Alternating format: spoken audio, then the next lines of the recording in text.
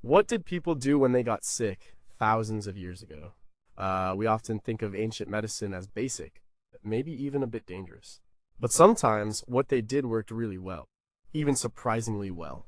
Think about a world without hospitals. No antibiotics, no proper surgery. People still got sick. They still got hurt. And they tried to fix it. Some of their methods seem strange to us now. Others were quite clever. Some even form the basis of what we do today. This isn't about magic. It's about careful observation. It's about trial and error. It's about figuring things out with what they had. This is about real people, real pain, and real attempts at healing. Let's look at some of these old ways. Ways that truly made a difference. Ways that helped people survive. The ways that sometimes baffle us with how smart they were. How much did they really know? More than we often give them credit for. And even today, modern medicine still sometimes looks back. Sometimes, those old ideas spark new research. It shows us that human ingenuity for survival has always been strong, no matter the era. Number 16, could drilling a hole in your head actually help? Imagine a time thousands of years ago when the only tools were stone or bronze, and someone decided to cut a hole in another person's skull. It sounds horrifying. It sounds like a death sentence, but this procedure, called trepanation, is one of the oldest surgical interventions we know about. And the surprising thing, many people survived it. A lot of them. We have archaeological evidence of this from all over the world. Skulls found in places like Peru, France, and ancient Egypt show clear signs of new bone growth around the hole. This means the patient lived through the operation, and they lived for a significant time afterward. People back then didn't have fancy brain scans, they didn't know about neurons, but they saw things. They saw someone with a bad head injury. Maybe their skull was pushed in. Maybe they were having seizures, or maybe they were acting strangely, suffering from severe headaches or what they called evil spirits. And someone got the idea to open the skull to relieve the pressure. It sounds wild, doesn't it? But it worked for some. The evidence for trepanation goes back at least 10,000 years to the Neolithic period. That's a really long time ago. One of the earliest examples is from Ensisheim in France. A skull from around 5000 BC shows two trepanation holes, and the bone had healed. This tells us it wasn't just a brutal act, it was a practice procedure. Anthropologists like Dr. John Perano from Tulane University have studied hundreds of ancient Peruvian skulls. His research, published in journals like American Journal of Physical Anthropology, shows astonishing survival rates. In some Peruvian populations, during certain periods, the survival rate for trepanation was estimated to be between 40% and 70%. Think about that, 70% survival without modern anesthesia, without sterile environments, without antibiotics. It's truly incredible. How did they do it? They used sharp flints, obsidian tools, or even bronze implements. Sometimes they scraped the bone away. Sometimes they drilled, sometimes they cut rectangular sections out. The Edwin Smith Papyrus, an ancient Egyptian medical text from around 1600 BC, describes cranial injuries and even mentions probing head wounds. While it doesn't explicitly detail trepanation, it shows a detailed understanding of skull anatomy and trauma. Later, Hippocrates, the famous Greek physician around 400 BC, wrote about trepanation. He recommended it for depressed skull fractures to prevent infection or swelling. He even specified tools and techniques. This suggests a systematic approach, not just random acts. The reasons for trepanation varied. For head trauma, it made sense to relieve pressure. If a skull fracture was pushing on the brain, removing that bone could save a life.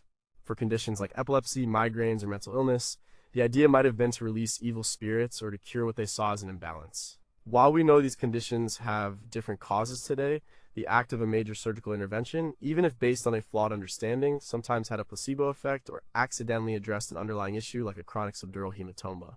The psychological impact of such a dramatic procedure, performed by a shaman or healer, could also have been powerful. We see this practice across continents and cultures, from Europe to North and South America to Africa and Asia. This widespread adoption suggests that it wasn't just a fluke. People observed benefits. They saw patients get better. This ancient surgical method shows a surprising level of anatomical knowledge and surgical skill. It was a risky procedure, no doubt, but for a person suffering from severe headaches, seizures, or the after effects of a head injury, it might have been their only hope. And for many, it worked. We know people did this. We see the healed skulls. But how exactly did they manage the pain during such an operation? What specific herbs or methods did they use to keep infection away in an age without germ theory? Was it always a last resort, or sometimes a ritualistic treatment for less severe issues? How did they learn this complex surgery in the first place? With no written records from the earliest times.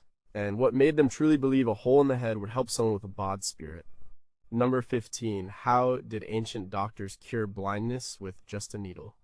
Think about losing your sight. It's a terrifying thought. For ancient people, blindness meant a life of dependency.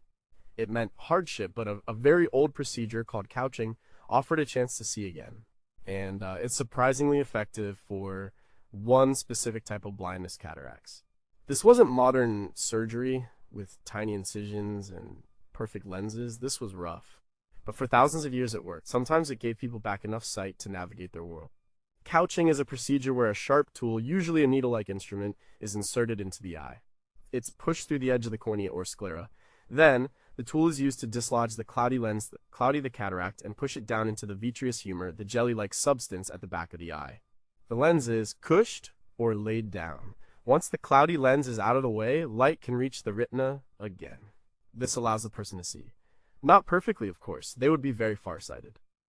They wouldn't have fine detailed vision, but they could see shapes. They could see light and dark. They could see well enough to walk around, to recognize faces, to regain some independence. This procedure dates back a very long time. The earliest written record of couching comes from ancient India, around 600 BC. The famous Indian physician Sushruta described it in his text, the Sushruta Samhita.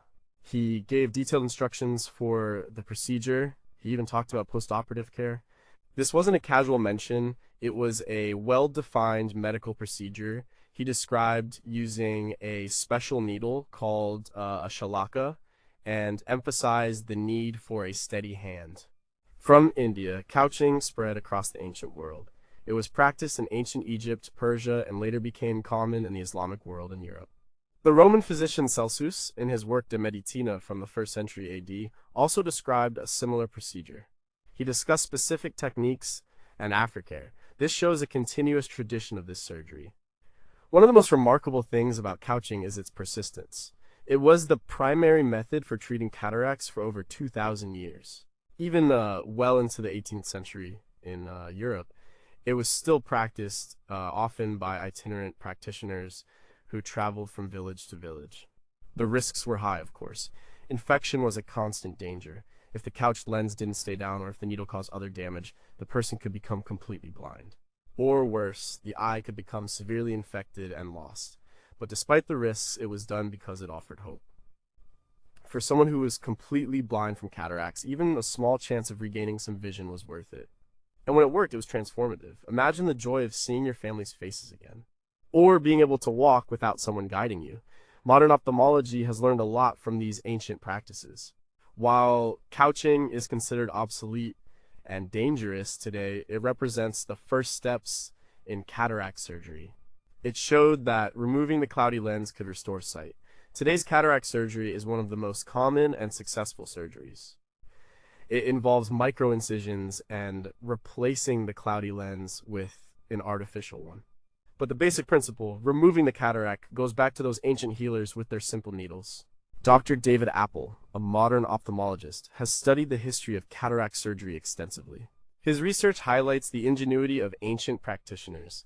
They didn't understand the anatomy of the eye in detail. They didn't know about sterility, but they observed, they experimented, and they found a way. The success rates of couching are hard to quantify precisely, as they varied greatly depending on the practitioner and conditions. But anecdotal evidence and historical accounts show that enough patients had positive outcomes for the practice to continue for millennia. It wasn't perfect, but it was surprisingly effective in its goal to let light back into a darkened eye.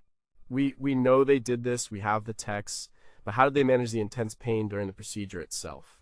What exactly did they use for anesthesia or sedation, if anything, to keep the patient still? How did they prevent immediate severe infection in such a delicate organ without antibiotics? And how did they deal with complications like retinal detachment or glaucoma, which must have been common? after the lens was dislocated. Number 14 was cutting off a body part, always a last resort. Amputation. It's a word that still makes us wince. Even with modern medicine, it's a very serious procedure. But in ancient times, it was often the only way to save a life.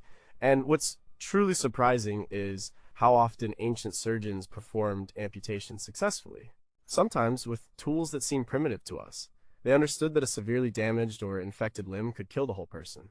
So they cut it off, and they saved lives. Think about a soldier in battle, a limb crushed by a chariot wheel, or a hunter with a deep wound that gets infected, turning gangrenous. Before antibiotics, infection could spread rapidly. It could lead to sepsis, a full body infection, and death. If the limb was beyond repair, or if infection was taking hold, amputation was the radical solution. It was a brutal choice, but often the only one. Archaeological evidence supports this. Skeletons from ancient Egypt, Greece, and Rome have been found with clear signs of successful amputations. The bone shows remodeling and healing at the site of the cut. This means the person survived the surgery, and they lived for years afterward. Like, this isn't just one or two cases, it's a recurring pattern. One of the oldest known examples of a successful amputation was found in Borneo. Researchers in an article in Nature reported a skeleton from about 31,000 years ago with a lower left leg amputated, and the person lived for years after. This pushes back our understanding of complex ancient surgery by tens of thousands of years. It's truly astounding. The Romans were particularly skilled at surgery, often thanks to their military experience. The Roman military surgeons were experts at dealing with battle injuries. Celsus, the Roman encyclopedist from the 1st century AD, described amputation in his work De Medicina. He detailed how to cut through flesh and bone, how to ligate tie off blood vessels to stop bleeding, and how to apply dressings. He even recommended using a cautery iron to stop bleeding, which, while painful, was effective.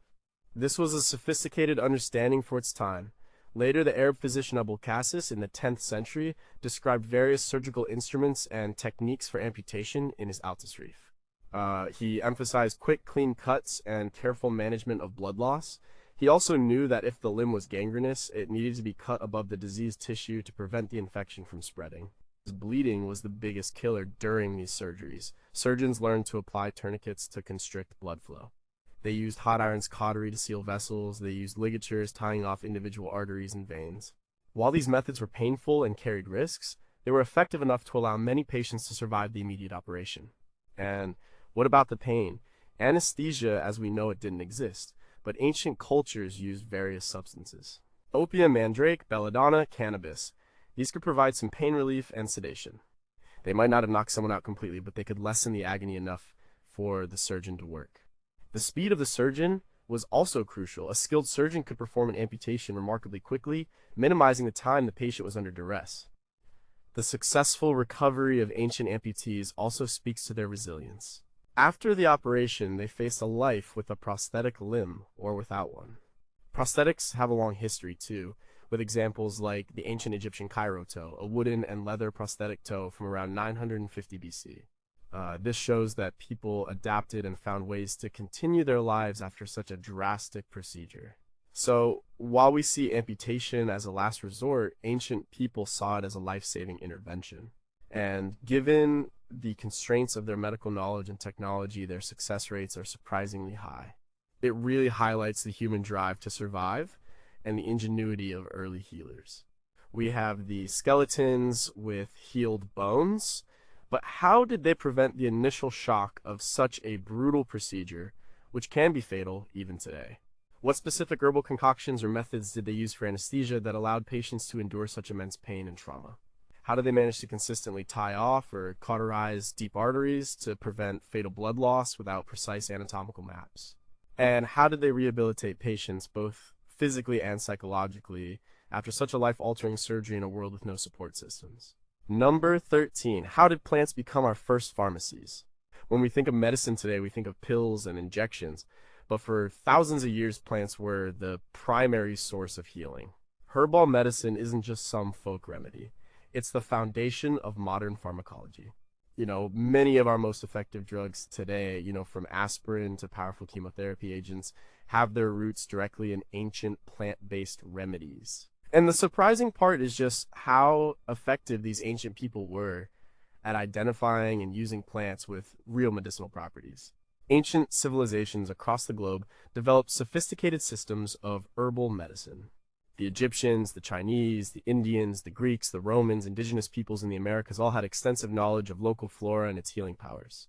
They observed animals, they experimented themselves, they learned through trial and error which plants could ease pain, reduce fever, stop bleeding, or cure infections. The Ebers Papyrus, an ancient Egyptian medical text from around 1550 BC, lists hundreds of remedies made from plants. It includes things like castor oil for laxative effects, senna for constipation, and even specific herbs for pain relief and inflammation.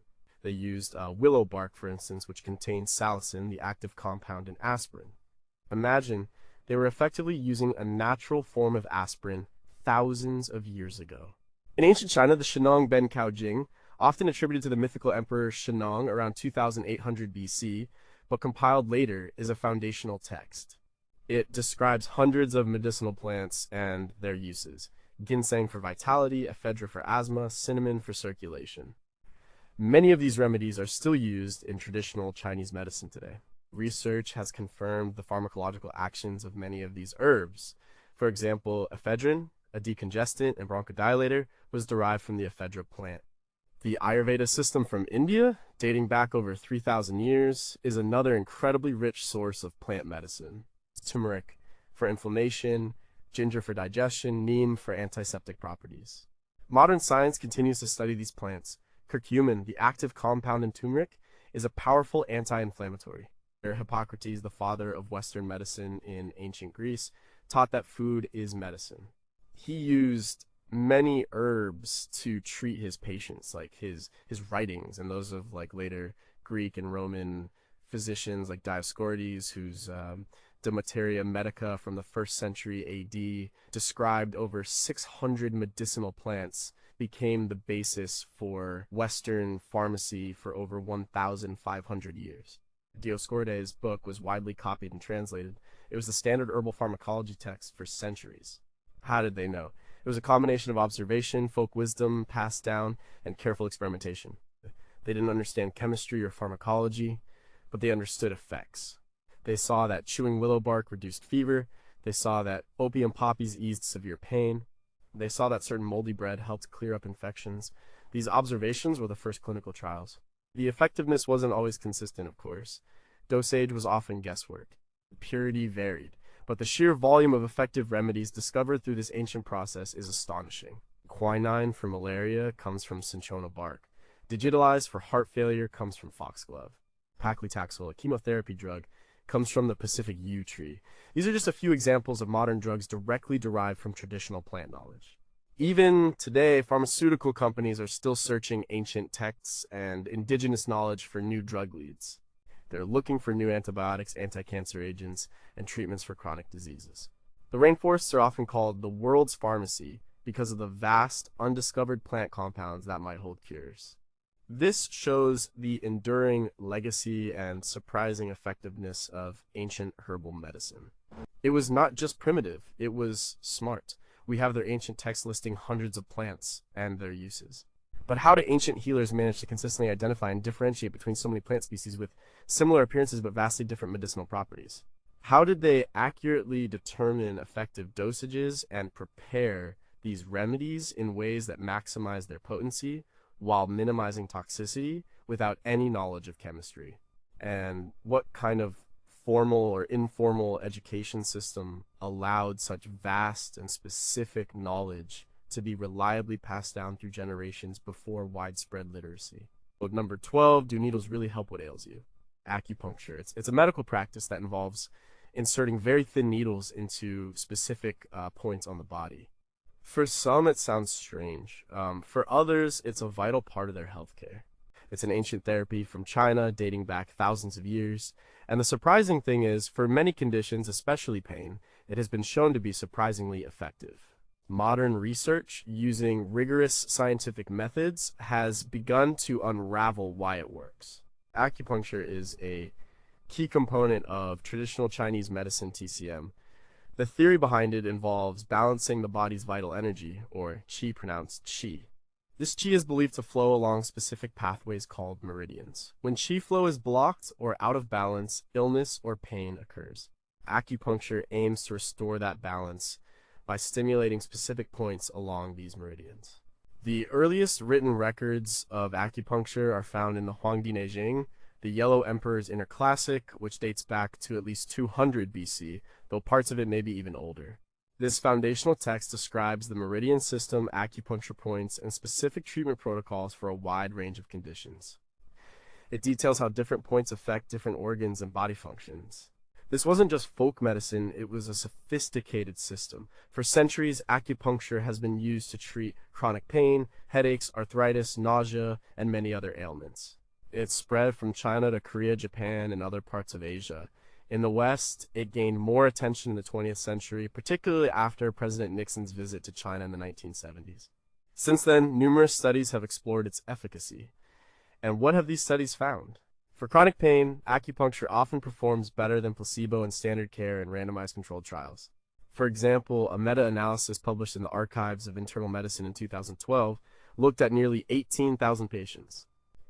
It concluded that acupuncture is effective for chronic pain. It reduced pain intensity more than sham acupuncture, where needles are placed incorrectly or don't penetrate the skin, or no acupuncture at all. The effects were small but clinically relevant for conditions like back pain, neck pain, osteoarthritis, and chronic headaches. The exact mechanisms are still being fully understood, but scientists propose several ways it might work. It may stimulate the release of natural pain-killing chemicals in the body, like endorphins. It might affect the nervous system, modulating pain signals. It could also influence blood flow, reduce inflammation, and even impact brain activity, as shown in functional MRI studies. Dr. Helene Langevin, a neuroscientist who has researched acupuncture for years, often discusses how acupuncture interacts with connective tissue and the nervous system. Her work at the National Institutes of Health has explored the scientific basis of acupuncture. Moxibustion is often used alongside acupuncture. This involves burning dried mugwort near the skin over acupuncture points. The heat helps stimulate the points and move qi. It's used for conditions like chronic pain, digestive issues, and even to help turn breech babies. This combines needle stimulation with thermal stimulation, adding another layer to the therapy. Of course, acupuncture isn't a cure-all. It doesn't work for everyone, and it's not always appropriate. But for many people, it provides significant relief, often with fewer side effects than medication. The fact that an ancient practice, developed without our scientific understanding of the human body, can still provide measurable benefits today is truly surprising. It shows the power of careful observation and empirical testing over millennia. We have ancient texts describing these points and meridians, but how did the original practitioners map out such a complex system of internal pathways without modern anatomical knowledge or diagnostic tools? What were their actual success rates for different conditions, and how did they distinguish between what really worked and what was just chance or placebo? And how did they discover that stimulating certain tiny spots on the skin could influence distant internal organs, a concept that still challenges our full scientific understanding? Number 11, how did they stitch wounds before modern thread? Closing wounds. It's a fundamental part of healing. Leaving a wound open invites infection. It makes scars worse. It slows healing. For thousands of years, people have known this. And they developed surprisingly effective ways to stitch wounds shut. They used a variety of materials, from animal tendons to hair to close cuts. This basic surgical skill was crucial for survival in an age without antibiotics. The idea of bringing the edges of a wound together to promote healing is very old. The earliest known evidence of surgical sutures comes from ancient Egypt, around 3000 BC. The Edwin Smith Papyrus mentioned before details how to close wounds. It describes using linen sutures. Imagine, they were stitching wounds with plant fibers that far back. Different cultures use different materials.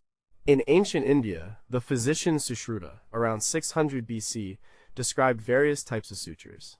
He even mentioned using ants with strong jaws to bite the edges of wounds together. The body of the ant would then be twisted off, leaving the head and jaws to act as a natural staple. This sounds gruesome, but it shows ingenuity and a clear understanding of wound closure. He also used linen, horsehair, and even fibers from tree bark. The Greeks and Romans were also skilled in wound closure. Celsus, in his De Medicina, described using stitches for different types of wounds. Galen, a famous Roman physician in the 2nd century AD, also wrote extensively about surgical techniques, including wound closure. They used materials like linen, catgut, derived from animal intestines, and silk. These materials were strong enough to hold the wound together while it healed. The purpose of sutures is simple: to reduce the gap between the wound edges. This helps prevent contamination and infection. It promotes a cleaner, faster healing process. It also reduces scar formation. Without sutures, larger wounds would gape open. They would take much longer to heal. They would be at much greater risk of severe infection. Consider the practical aspects. The needles would have been made of bronze, iron, or bone. They wouldn't have been sterile, but ancient surgeons probably cleaned them as best they could, perhaps with heat or alcohol wine. The suture material itself might have been cleaned or soaked in wine. While not sterile by modern standards, these steps would have reduced bacterial load. The selection of suture material was also important. Materials like animal gut or silk were strong and could be tolerated by the body. Linen, being plant-based, was also a common choice. They needed materials that wouldn't cause too much irritation or an allergic reaction. And they needed materials that would eventually be absorbed or could be removed easily once the wound had healed enough. The skill of the surgeon was paramount. Placing stitches correctly, not too tight, not too loose, ensuring even tension was an art. And a well-sutured wound had a much better chance of healing cleanly. It made a significant difference in a patient's recovery and survival. In fact, the principles of wound closure haven't changed much. We still aim to approximate the edges of a wound cleanly. We still use needles and threads. The materials are far more advanced and sterile today, but the basic idea is exactly the same. This ancient practice of stitching wounds shows a deep understanding of basic biology and healing. It was a fundamental skill that allowed people to survive injuries that would otherwise have been fatal due to infection or massive blood loss. It was surprisingly effective because it directly addressed the physical integrity of the body, giving it the best chance to mend itself. We have descriptions of their methods and tools, but how did ancient surgeons manage to consistently make sutures that were strong enough to hold but not so tight they cut off blood flow to the wound edges? How did they sterilize their various natural suture materials effectively to prevent infection, considering they had no knowledge of microorganisms? And for sutures left inside the body, like catgut, how did they predict and manage their absorption rates without modern chemical analysis? Number 10, how did moldy bread become an ancient healer? Today, we take antibiotics for granted. A simple pill can clear up a bacterial infection. But for most of human history, infections were a major killer. A small cut could turn deadly, and a minor illness could become severe. So what did ancient people do? They found surprisingly effective ways to fight infection and heal wounds. And sometimes their methods involved things like honey, wine, and even moldy bread. These weren't just old wives' tales. Many of these ancient remedies had real antiseptic and antimicrobial properties. They didn't know about bacteria or viruses, they didn't know about germ theory, but they observed. They saw that some substances kept wounds from getting infected. They saw that some things helped speed up healing. Honey is a fantastic example. It was used in ancient Egypt, Greece, and Rome for wound care. The Edwin Smith Papyrus from Egypt mentions using honey to treat wounds. Hippocrates in Greece also recommended honey for various ailments, including skin wounds and ulcers. And it turns out honey is a natural antiseptic and antibacterial agent. It has a low pH, which makes it acidic. It's also very high in sugar, which draws water out of bacteria, dehydrating them. And it contains hydrogen peroxide, a mild antiseptic. Modern medicine has rediscovered honey. Medical-grade honey is now used in hospitals for hard-to-heal wounds and burns. Research published in journals like the Journal of Clinical Pathology confirms its broad-spectrum antimicrobial activity. It's effective against many bacteria, including some antibiotic-resistant strains. This ancient remedy is surprisingly effective, even by today's standards. Wine was another common antiseptic. Ancient Greeks and Romans used wine to clean wounds. It contains alcohol, which is an antiseptic. And the acidity of wine could also help. While not as strong as modern disinfectants, it was certainly better than just plain water, which might introduce more bacteria. The antiseptic properties of wine would have reduced the chances of infection. And then there's moldy bread. This is where it gets really interesting. Ancient Egyptians, Serbians, and others were known to apply moldy bread or other moldy plants to infected wounds. This sounds gross, but it was in effect a primitive form of penicillin. Penicillin, the first antibiotic, comes from a mold, Penicillium notatum. While they didn't know why it worked, they observed that applying mold sometimes helped clear up infections. The historian Pliny the Elder, in his Natural History from the 1st century AD, mentioned using mold from bread for healing. Other traditions, like those from medieval Serbia, also speak of applying moldy cheese or bread directly to wounds. These applications, by sheer chance, sometimes introduced antibiotic-producing molds to the infection site. This was a completely empirical discovery. They didn't understand the chemistry, but they saw the results. Beyond these specific examples, ancient peoples also used other natural antiseptics. Many plants contain compounds that inhibit bacterial growth. For instance, garlic, known for its antibacterial properties, was used by many cultures. Essential oils from certain plants also have antimicrobial effects. The effectiveness of these methods wasn't always consistent, so dosage was not precise, and severe infections could still overwhelm these natural defenses. But for superficial wounds and many common infections, these ancient antiseptics and antimicrobials would have made a significant difference.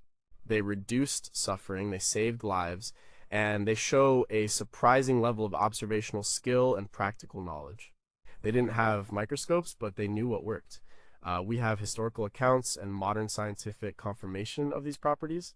But how did ancient healers reliably source and store specific moldy bread or honey to maintain its therapeutic efficacy, given natural variations? How do they distinguish between beneficial molds and harmful ones, which could easily cause further infection? And did they understand, even vaguely, that invisible agents were at play? Or was it purely empirical observation of cause and effect? Number 9, how did broken bones heal without plaster casts? Breaking a bone is painful and serious. Today we go to the hospital, get an x-ray, and usually get a cast. But what did people do thousands of years ago? They didn't have x-rays or plaster casts. Yet, archaeological evidence shows that many ancient people survived severe fractures. Their bones healed, and often they healed remarkably well. This means ancient doctors and healers had surprisingly effective techniques for setting and immobilizing broken bones. The goal of treating a fracture is always the same: to realign the broken bone fragments and keep them still so they can heal properly. This process is called reduction and immobilization. Ancient healers understood this basic principle. They knew that if a bone wasn't set straight, it would heal crookedly, causing disability. If it wasn't kept still, the fragments wouldn't fuse. Ancient Egypt provides some of the earliest and best evidence. The Edwin Smith Papyrus, dating back to around 1600 BC, describes in detail how to diagnose and treat various fractures. It talks about carefully feeling the bone to understand the break. It gives instructions for reduction, manually pulling the limb to realign the bone. And then it describes immobilization using splints made from wood, bark, or reeds. These splints were often padded with linen and then wrapped tightly. Sometimes starch-soaked bandages were used, which would harden as they dried, creating a sort of primitive cast.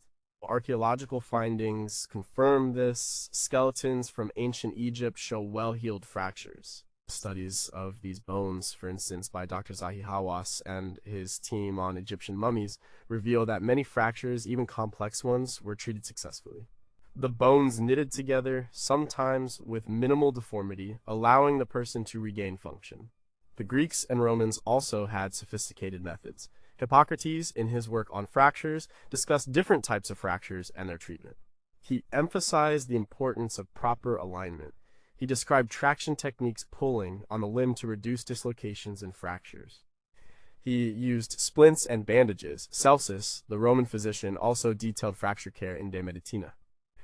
He even mentioned using a special kind of starch bandage that would harden, much like the Egyptian methods. In India, Sushruta, around 600 BC, described treating fractures with splints made of bamboo and other materials. He also described how to manage open fractures, which are much more dangerous because of the risk of infection. His approach showed a deep understanding of wound care alongside bone setting. The key to their success was several factors. First, manual skill. Expert healers could feel the broken bone fragments and carefully manipulate them back into place. This takes immense practice and a delicate touch. Second, effective immobilization. Whether it was wood, reeds, or hardened bandages, they found ways to keep the bones still for weeks or months. Third, observation. They learned what worked and what didn't through centuries of practice. The limitations were clear. Without the 10th rays, they couldn't see the exact alignment internally. Some fractures would heal poorly or not at all. Infection, especially with open fractures, remained a major risk. But the number of well-healed ancient bones is truly surprising. It shows that for many simple and even some complex fractures, their methods were quite effective. They enabled countless individuals to recover from debilitating injuries and continue their lives. We see the healed bones in ancient skeletons, but how did ancient healers learn the intricate anatomical knowledge to precisely reduce complex fractures without any imaging technology? What were their specific criteria for judging when a bone was adequately set, and how did they monitor the healing process without x-rays? And how did they manage the immense pain during reduction and then ensure patient compliance with immobilization for weeks or months without modern analgesics or comprehensive patient education? Number 8, how did ancient meals become medical prescriptions? Today we talk about eating healthy. We know diet affects our health. But ancient doctors weren't just vaguely suggesting good food. They prescribed specific diets and lifestyle changes as powerful medicine. They understood that what you ate, how much you moved, and how you lived your daily life profoundly impacted your well-being. And their methods, focused on balance and moderation, were surprisingly effective for both preventing and treating many diseases. This idea that food is medicine is incredibly old. The ancient Egyptians had dietary recommendations. The Ebers Papyrus mentions various foods and drinks for different ailments. They understood the importance of hygiene and cleanliness too, but it was the Greeks, particularly Hippocrates around 400 BC, who really formalized this. Hippocrates is famous for the saying, "Let food be thy medicine and medicine be thy food." He believed in the concept of humoral theory that the body was made up of 4 humors: blood, phlegm, yellow bile, black bile. He thought that disease was caused by an imbalance in these humors, and diet, exercise, and environment were key to restoring balance. Hippocrates prescribed specific foods to patients.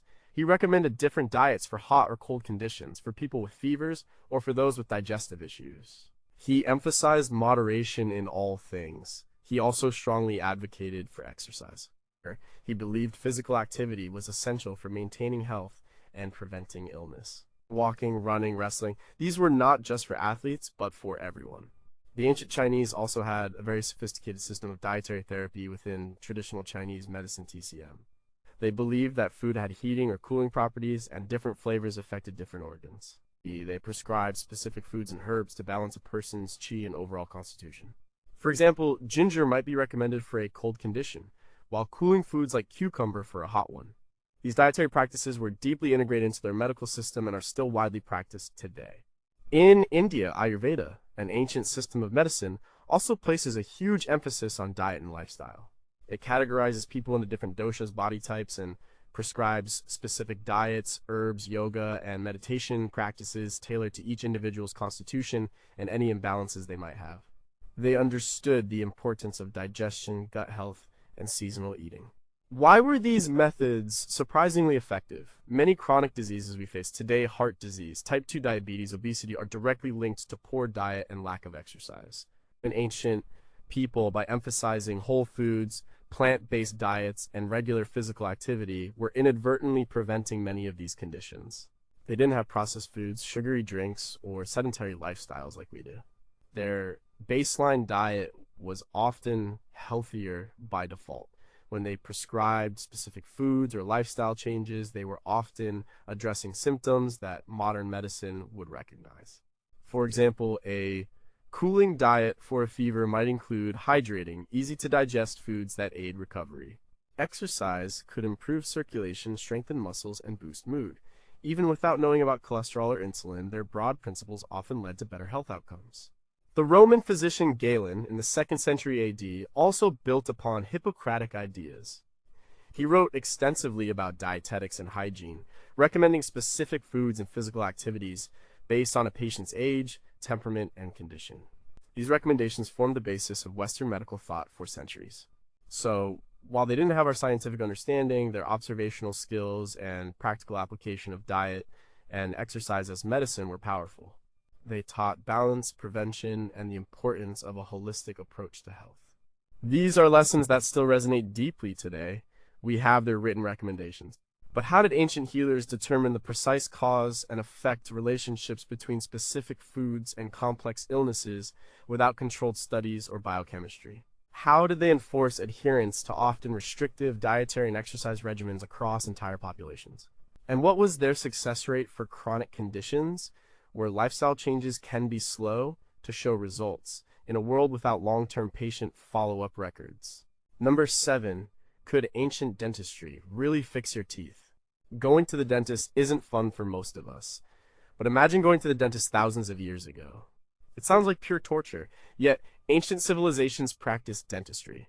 They didn't just pull teeth, they performed surprisingly sophisticated procedures. They filled cavities, they made bridges, they even created primitive prosthetics. And they did it to relieve pain and restore function, proving that good dental health was valued even back then. Toothache is an agonizing pain. It can prevent you from eating, it can lead to serious infections. So, the drive to fix dental problems has always been strong.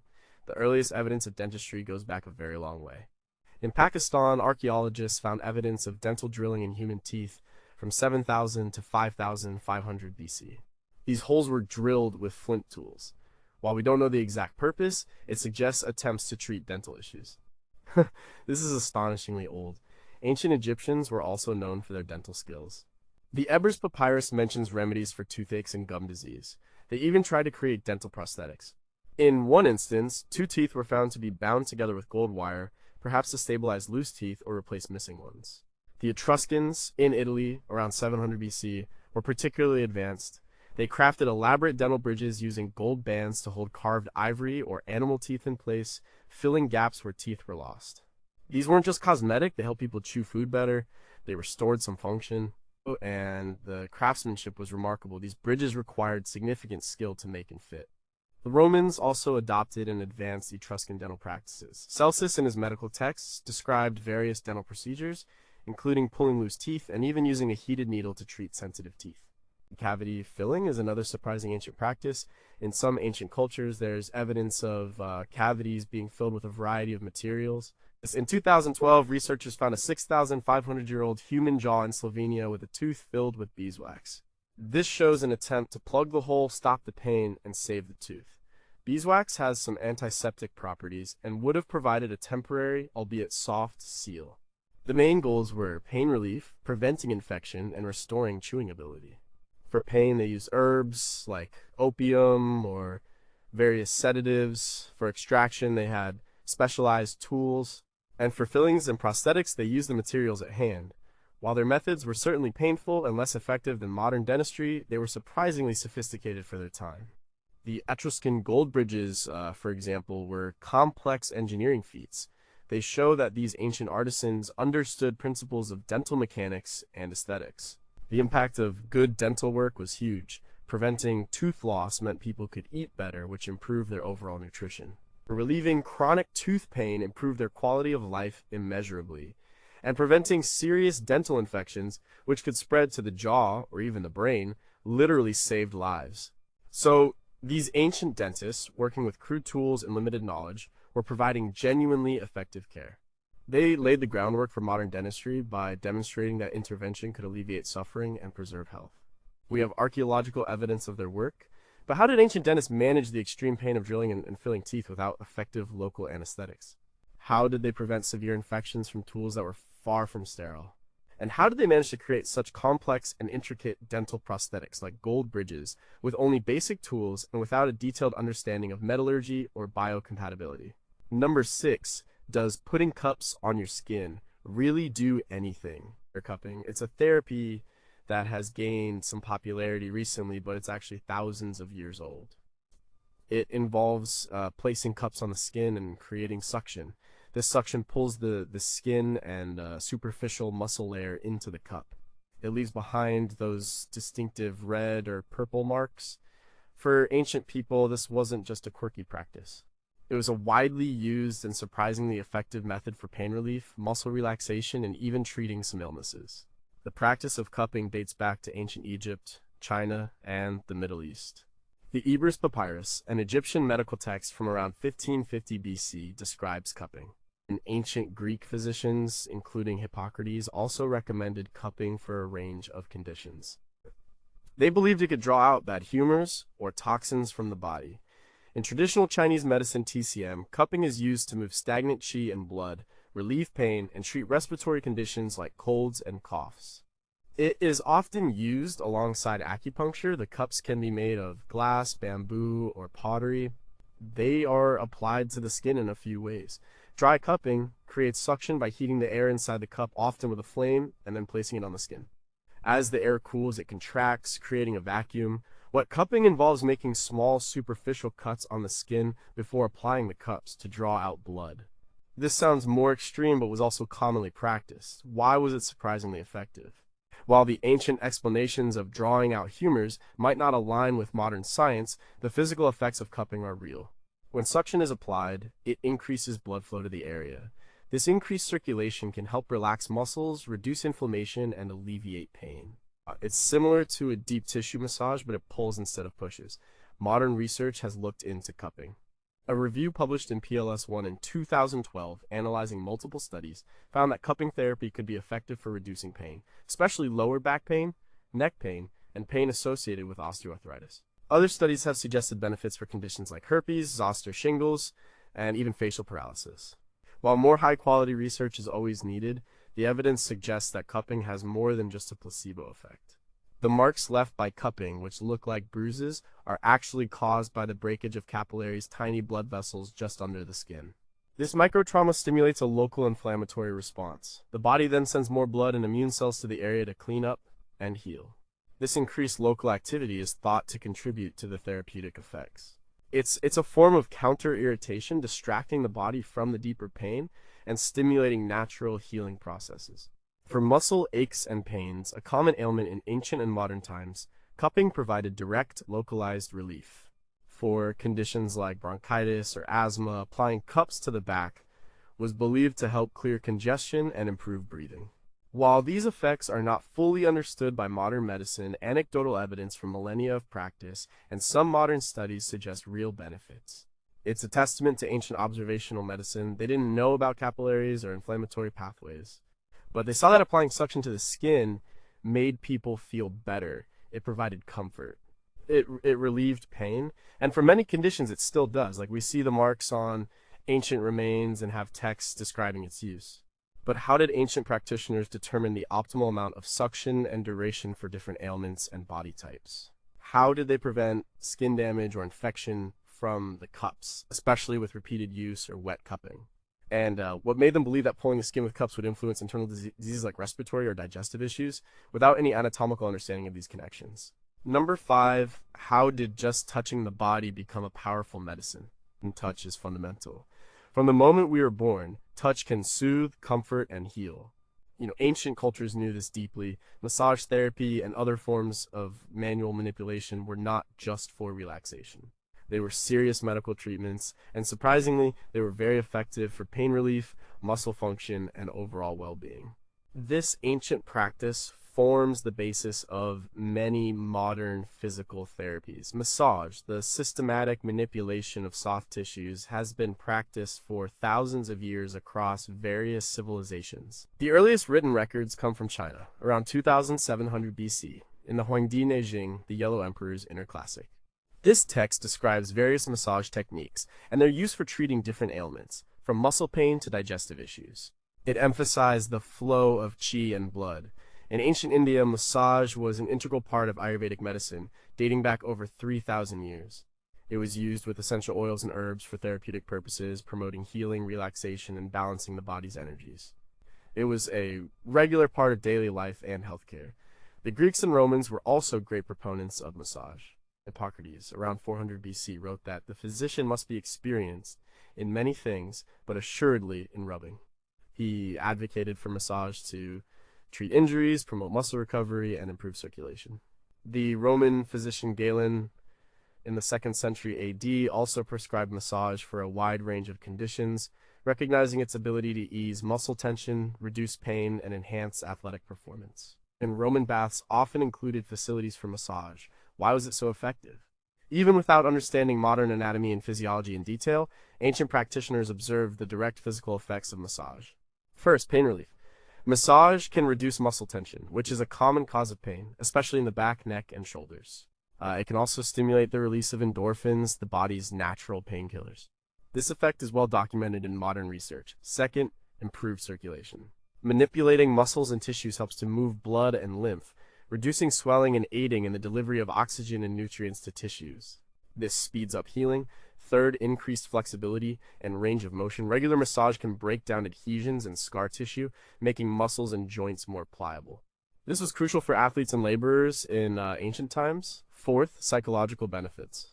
Touch itself can be incredibly therapeutic. It reduces stress and anxiety, promoting relaxation and a sense of well-being. This mind-body connection was instinctively understood by ancient healers. Modern science supports many of these ancient observations. Research published in journals like Pain and the Journal of Clinical Psychiatry has shown that massage can effectively reduce chronic pain, alleviate anxiety and depression, and improve sleep. Studies demonstrate changes in muscle activity, hormone levels, and even gene expression after massage.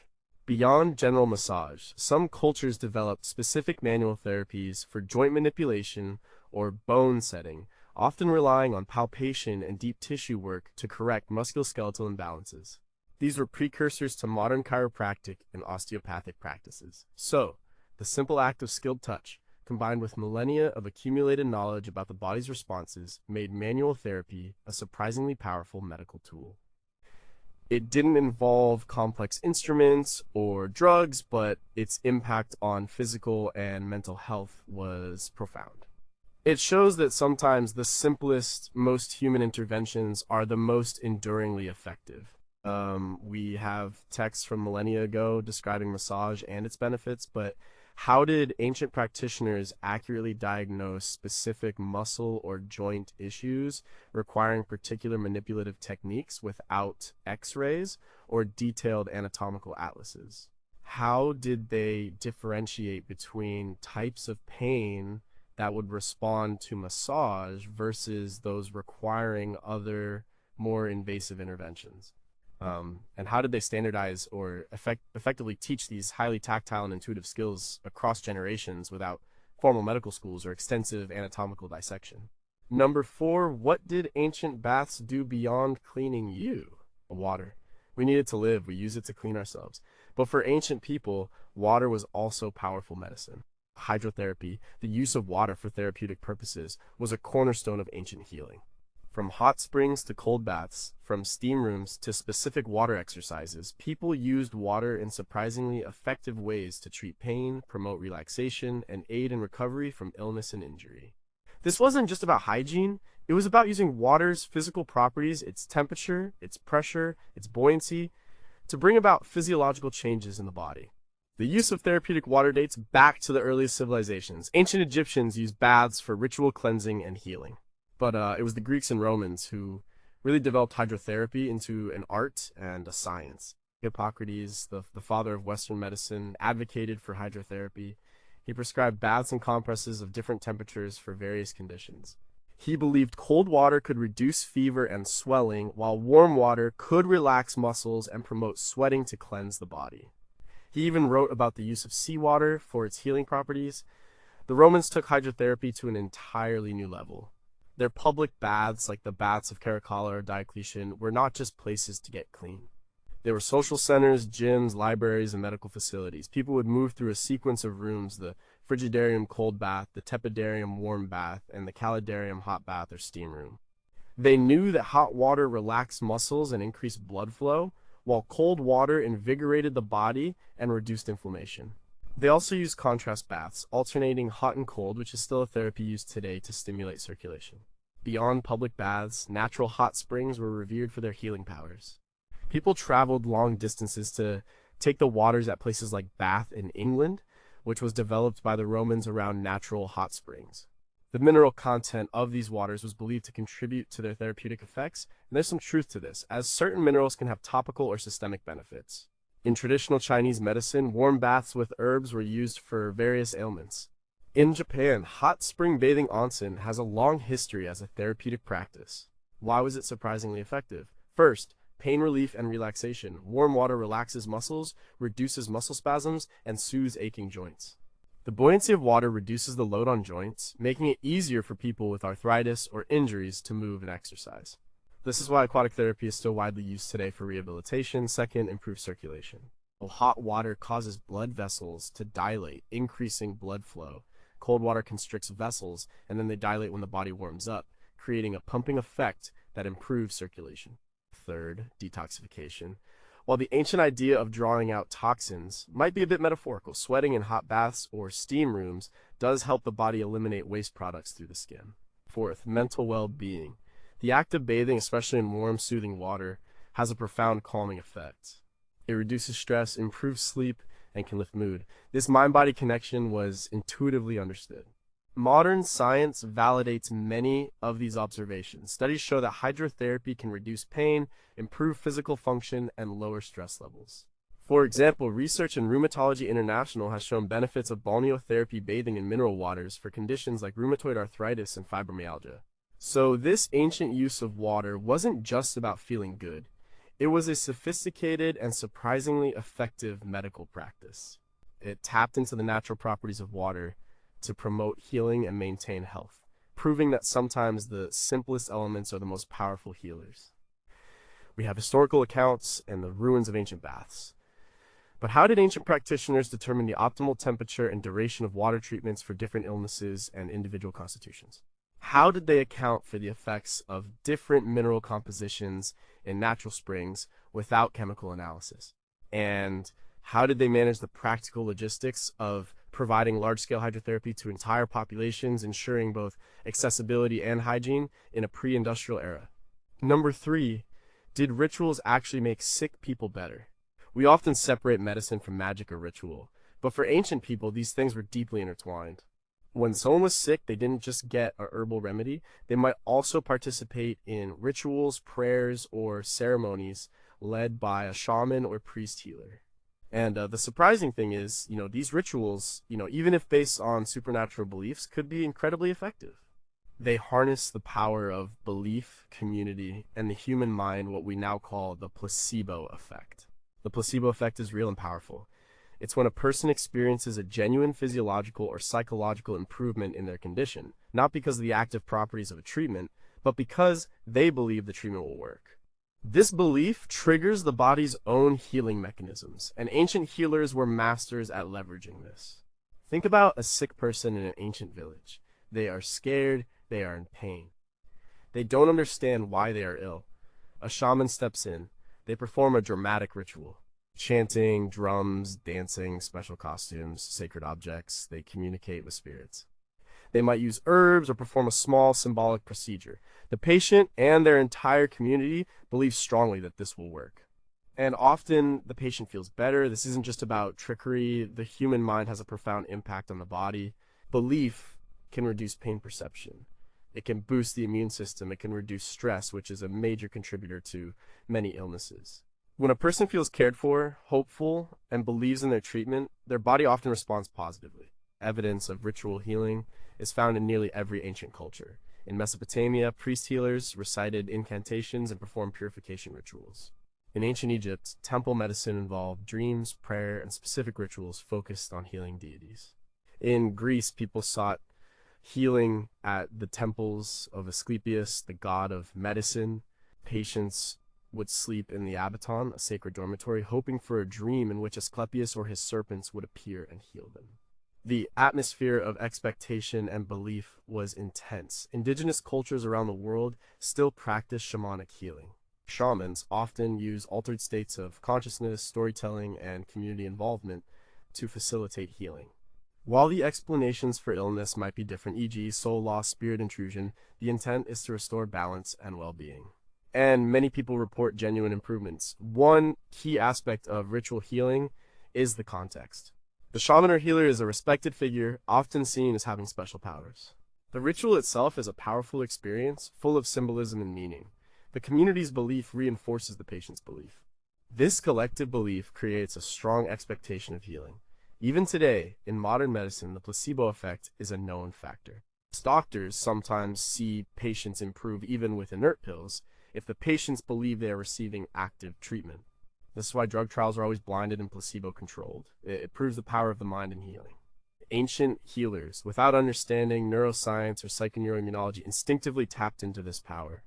They created elaborate systems that fostered hope, reduced fear, and mobilized the patient's internal resources.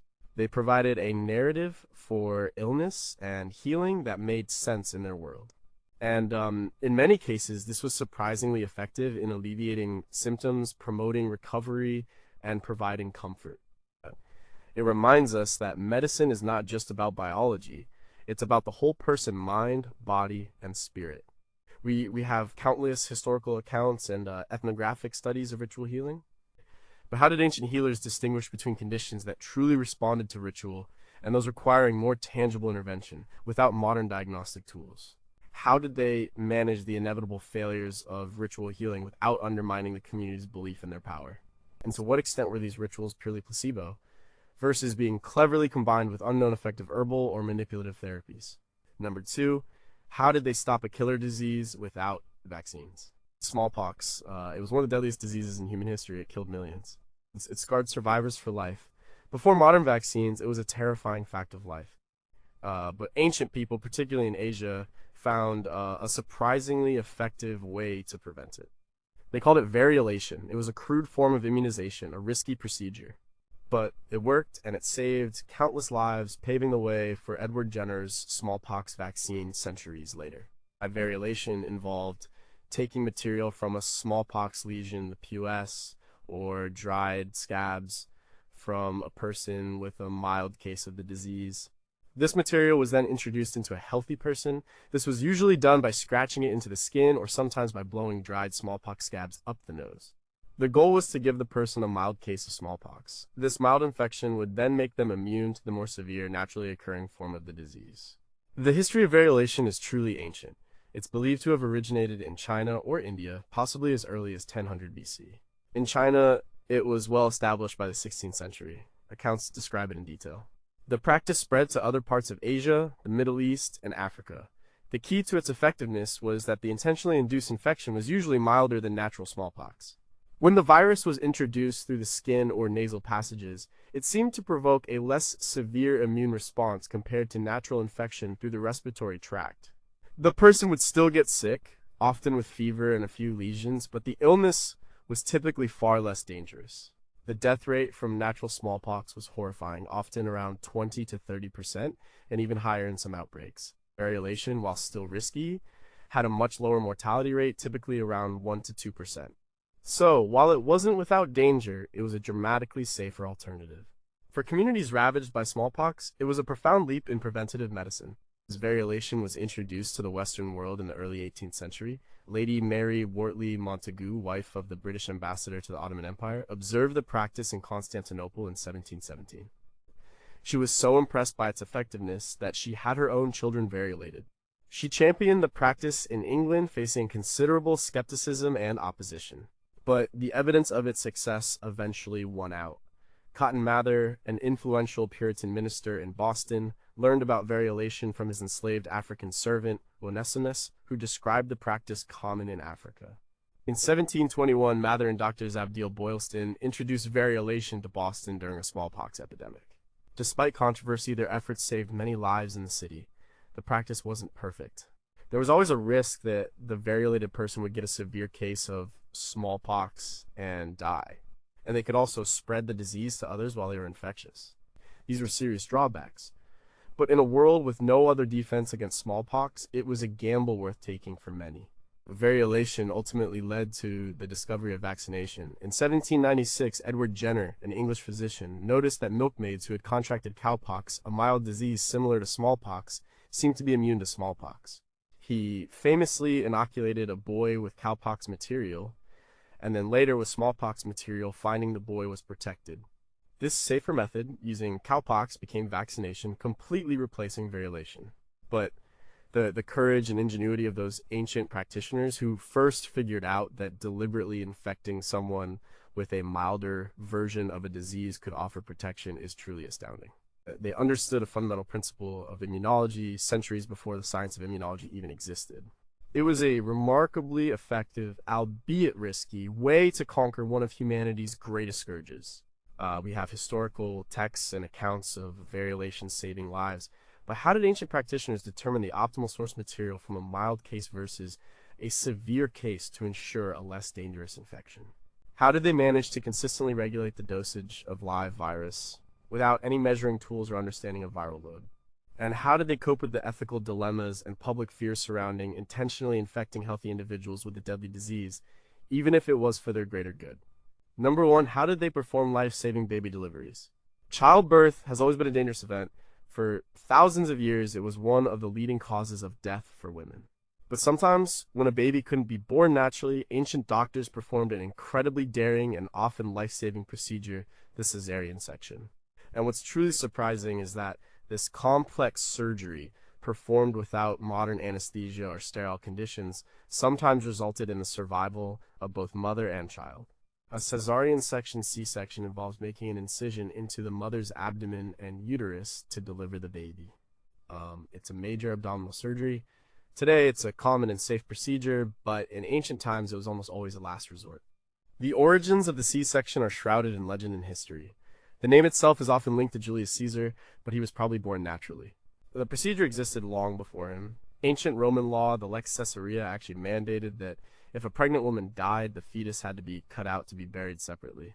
This wasn't to save the mother, but to save the child for burial, or for ritual purposes. This law shows that they knew how to perform the cut. But there's evidence of C-sections being performed with the intent of saving the mother, or at least both mother and child in other cultures. In ancient India, the physician Sushruta, around 600 BC, described surgical procedures that some interpret as C-sections. He talked about incision into the abdomen. More concrete evidence comes from ancient Irish texts and African tribal practices. Some ancient Irish myths recount C-sections, and shockingly, there are well-documented accounts from the late 19th century of successful C-sections being performed in Uganda by local healers with surprisingly good outcomes for both mother and child. These healers used banana wine as an antiseptic and a primitive anesthetic. They cauterized the wound edges to stop bleeding and then carefully stitched the uterus and abdomen. The survival rate for mothers and babies in these accounts was remarkably high for such conditions. Dr. Robert W. Felkin, a British physician, observed and documented one such surgery in Uganda in 1879, publishing his findings in Edinburgh Medical Journal. This shows a long, oral tradition of advanced obstetrics. Why was it surprisingly effective, especially in scenarios where the mother might survive? The crucial factor was usually the urgency. If a mother was in prolonged labor and the baby was stuck, both would die without intervention. A C-section offered a chance. The healers who performed these operations were often highly skilled and experienced. They understood anatomy to a certain degree. They knew how to control bleeding, which was the biggest killer. They also understood the importance of clean wounds, the use of local anesthetics, even rudimentary ones like strong alcoholic beverages or herbal concoctions would have helped with pain and keeping the patient still. The careful suturing of the uterus, not just the skin, was a critical step for the mother's survival and future fertility. This required incredible precision and knowledge. Before the development of modern surgical techniques and antiseptic surgery in the late 19th century, C-sections were almost universally fatal for the mother in Europe, unless she was already dead. The challenge was controlling bleeding and preventing infection. But the documented successes in other parts of the world, like Uganda, show that with empirical knowledge and careful technique, it was possible. This procedure, when successful, meant the difference between 2 deaths and 2 lives. It was an extreme measure, but in cases of obstructed labor, it was the only hope. It highlights the profound commitment of ancient healers to preserve life, even in the most challenging and dangerous circumstances. The fact that they successfully attempted such a major abdominal surgery, and sometimes succeeded, often with limited resources, is truly astonishing. We have historical accounts and observations of successful ancient C-sections. But how did these practitioners reliably diagnose obstructed labor that necessitated a C-section without internal examinations or imaging? What specific herbal or alcoholic concoctions did they use to sedate or anesthetize the mother enough to perform such a painful and lengthy procedure? And how did they manage the immense bleeding and subsequent infection in such a vascular and vital organ like the uterus, consistently achieving maternal survival in certain cultures?